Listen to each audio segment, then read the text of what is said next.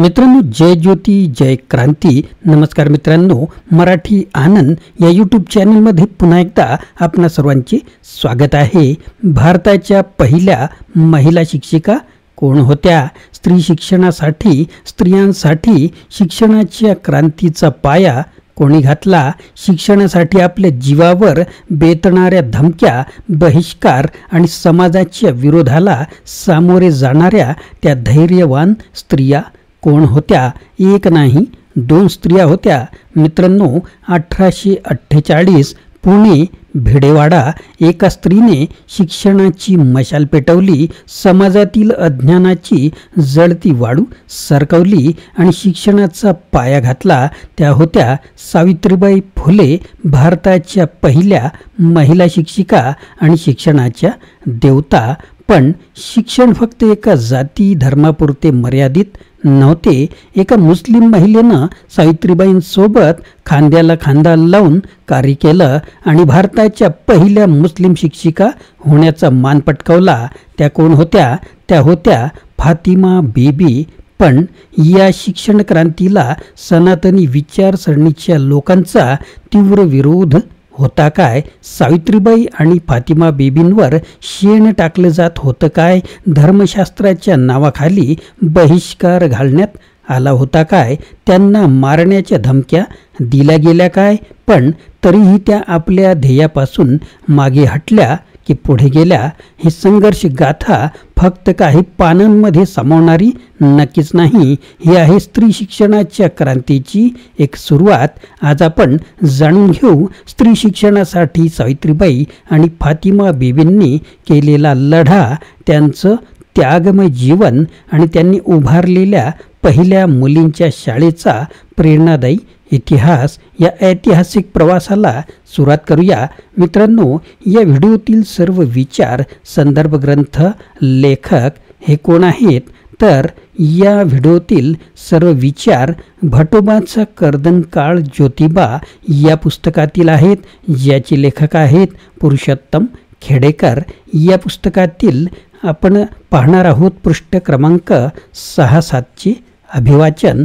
आणि आता सुरुवात करूया मित्रांनो. सुरुवात करण्यापूर्वी आपण जर चॅनलवर नवीन असाल तर चॅनलला सबस्क्राईब करायला विसरू नका. सुरुवात करूया पृष्ठ क्रमांक 6चे अभिवाचन. स्त्री शिक्षणाचे आद्य क्रांतिकारक. आपल्या देशातील स्त्रियांना धर्मातील तत्वांमुळे शिक्षण बंदी होती. महात्मा ज्योतिबा फुले यांनी अशावेळी 1 जानेवारी 1848 रोजी भारत देशातील पहिली मुलींची शाळा पुणे येथील भिडेवाड्यात सुरू केली. स्वतःच्या घरातील पैशातून व समाजातून देणगी उभी करून विनानुदानित तत्वावर ज्योतिबांनी सर्व शाळा चालवल्या. पहिल्या महिला शिकल्या तर धर्म बुडेल अशी सनातनी ब्राह्मण मंडळींनी त्यावेळी ओरड केली. मुलींची शाळा बंद पाडण्यासाठी ज्योतिबांवर मारेकरी पाठविले. त्यांना मदत करणाऱ्यांना खुनाच्या धमक्या दिल्या. ज्योतिबांच्या वडिलांना वाळीत टाकण्याच्या धमक्या दिल्या. ज्योतिबा व सावित्री यांना घर सोडावे लागले. सनातन्यांच्या धमक्यांमुळे हिंदू बांधवांनी ज्योतिबास आश्रय दिला नाही. शेवटी गंजपेठेतील मुसलमान बांधव उस्मान शेख याने ज्योतिबास राहण्यासाठी व मुलींच्या शाळेसाठी जागा दिली. माझा मृत्यू होईपर्यंत मी स्त्री शिक्षणासाठी काम करेन एवढा निर्धार ज्योतिबांचा पक्काच होता.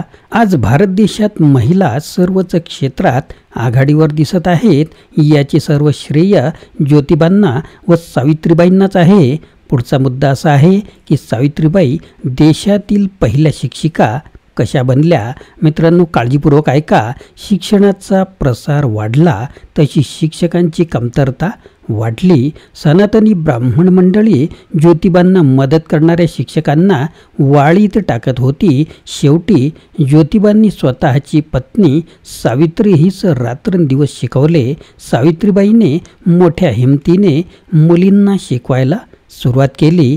सावित्रीबाई फुले ह्या भारतातील पहिल्या शिक्षिका होत.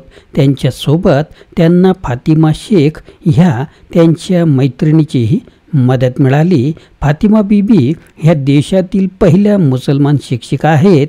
सावित्री ज्योतिबा ही जोडी धर्माविरुद्ध वागत आहेत म्हणून त्यांच्यावर बहिष्कार टाकण्याचे आवाहन सनातनी ब्राह्मणांनी त्यावेळी केले. सावित्रीबाई घरातून शाळेपर्यंत शिकण्यासाठी एकट्याच पायी जात. त्यांच्या अंगावर ब्राह्मण सनातन्यांनी शेण घाण फेकली. त्यामुळे शाळेत घाणेरड्या अंगाने शिकवणे जमत नव्हते. तेव्हा ज्योतिबांनी सावित्रीस दुसरे एक लुगडे सोबत नेण्यास सांगितले. पुढे घाणेरडे लुगडे बदलावे, तेथे आंघोळ करायची व मुलींना शिकवायचे असा प्रकार सावित्रीबाईंनी सुरू केला. त्यामुळे चिडून एके दिवशी आडदांड चित्पावन ब्राह्मण माणसाने सावित्रीला एकटे अडवून तिच्याशी अंगलट करण्याचा प्रयत्न केला, पण सावित्रीने त्यालाच झोडपून काढले. त्यानंतर सावित्रीला होणारा त्रास हा कमी झाला. शेवटचे शस्त्र म्हणून कर्मठ ब्राह्मण सनातनी मंडळी शिक्षण घेणाऱ्या मुलींच्या आईवडिलांना भेटून धमक्या देऊ लागले. मुलींना शिकवू नका असे सांगू लागले. मुली जर शिकल्या तर तुमचं निर्वंश होईल असे धर्मशास्त्राचे दाखले देऊ लागले. याशिवाय शिकलेल्या मुलीने जर स्वयंपाक केला तर त्या स्वयंपाकात आळ्या निर्माण होतील अशी भीती घातली. सावित्री ज्योतिबांनी ह्या सर्व पालकांच्या मनातील भीती घालवली. मुलीचे आईवडीलही खंबीर राहिले. त्यामुळेच ह्या देशात मुक्ता साळवे ह्या मातंग समाजातील विद्यार्थिनीने सन 1855मध्येच धर्माविरुद्ध बंडखोर विद्रोही निबंध लिहिला, जो इथे या पुस्तकात परिशिष्ट 2वर दिला आहे, ज्याबद्दलचा व्हिडिओ आपल्याला लगेच मिळणार आहे. तसेच ताराबाई शिंदे यासारखी महिला 1882मध्ये स्त्री पुरुष तुलना हे पुस्तक लिहून जगातील पहिली स्त्रीवादी लेखिका निर्माण झाली. तसेच तानुबाई बिर्जे ही जगातील पहिली वृत्तपत्र संपादिका होऊ शकली. दीनबंधू हे वर्तमानपत्र तानुबाई बिर्जे यांनी चालवले. त्यामुळे सावित्रीबाई फुले ह्याच शिक्षणाच्या दात्या, शिक्षणाच्या देवता आहेत.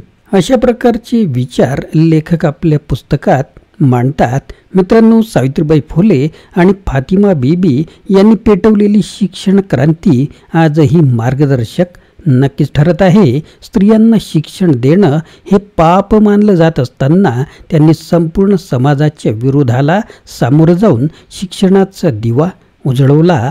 आज आपण जे काही शिक्षण घेत आहोत ते त्यांच्या संघर्षाचे फळ आहे. पण एक प्रश्न आजही उभा राहतो, आजही स्त्री शिक्षणाला संपूर्ण स्वातंत्र्य मिळाले आहे का? अजूनही कित्येक ठिकाणी मुलींना शिक्षणाच्या संधी नाकारल्या जात आहेत. सावित्रीबाई आणि फातिमा बीबींनी ज्या शिक्षण क्रांतीची सुरुवात केली ती पूर्ण करायची जबाबदारी आपली नाही का? त्यामुळे चला आपणही शिक्षणाचा प्रचार करूया, ज्ञानाची मशाल पुढे नेऊया आणि शिक्षण हा प्रत्येक मुलीचा हक्क आहे हे समाजाला दाखवून देऊया.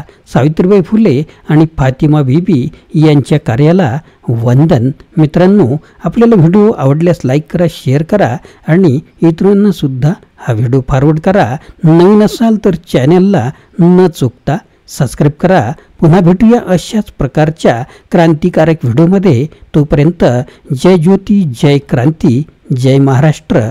Video legal disclaimer. या व्हिडिओमध्ये व्यक्त केलेली माहिती, विचार आणि मते ही संपूर्णपणे लेखक, पुस्तक किंवा इतर संदर्भित व्यक्तींची मते आहेत आणि ती कोणत्याही प्रकारे मालक, निर्माता किंवा यूट्यूब चॅनलच्या विचारांशी संबंधित नसू शकतात. या व्हिडिओचा उद्देश केवळ शैक्षणिक आणि ऐतिहासिक माहितीपूर्ण स्वरूपाचा आहे. कोणत्याही प्रकारची चुकीची माहिती दिली असल्यास ती जबाबदारी सदर लेखकांची आहे. कोणालाही दुखवण्याचा आमचा हेतू नाही. आमचे यूट्यूब चॅनल किंवा व्हिडिओ निर्मात्यावर कोणत्याही विचारांबद्दलची कायदेशीर जबाबदारी येत नाही. पुस्तकातील विचार आणि संदर्भ यावर कोणतेही हक्क आम्ही दावा करत नाही. मित्रांनो, आपण कमेंट किंवा कोणतीही प्रक्रिया करताना याचा विचार करावा.